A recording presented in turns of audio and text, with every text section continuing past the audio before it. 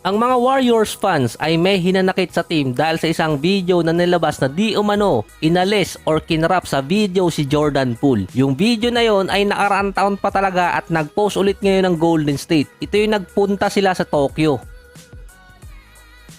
Tinawag pa ng ibang fans na childish yung ginawa ng Golden State. So ito lang kasi yung video ni Wiggins na humahawak ng parang hamster or hedgehog. So hindi ko alam kung anong tawag dun sa hayop.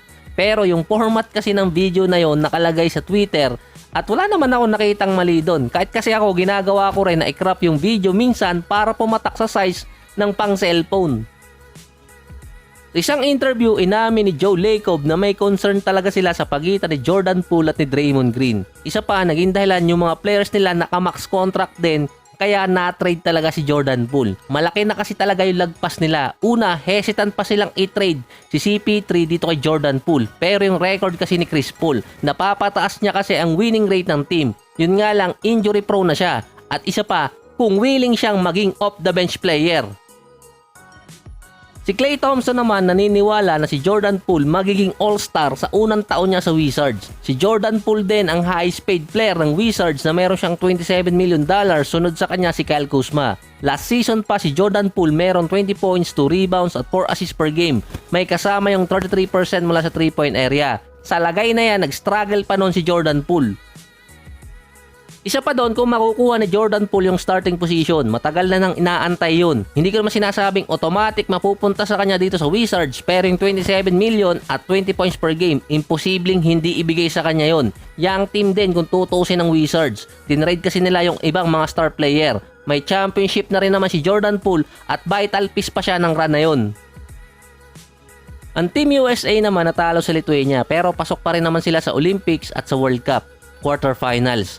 Yung pagkatalo pa ng Team USA, binanatan nyo ni Gilbert Arenas. Tinawag niya pa yung lineup na F-list. Hindi lang sa Pilipinas may katagang bawal matalo, pero sa USA meron din. Kaso nga lang English lang yun.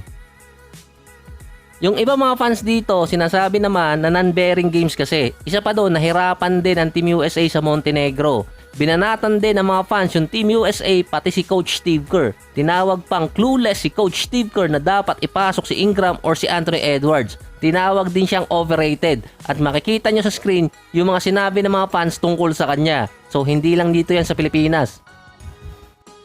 Ang pinagkaiba nga lang ng Team USA, kahit merong bumabanat sa kanilang mga fans at kahit natatalo sila, alam mo kapag bumalik mas malakas lalo na kapag Olympics. Ayon din kay Coach Steve Kerr, maganda rin sa team yung pagkatalo. Pero ayaw niyang matalo. Alam din ni Coach Steve Kerr na yung World Cup, iba dahil yung mga players niya nahihirapan din mag-adjust. Isa doon si Brandon Ingram.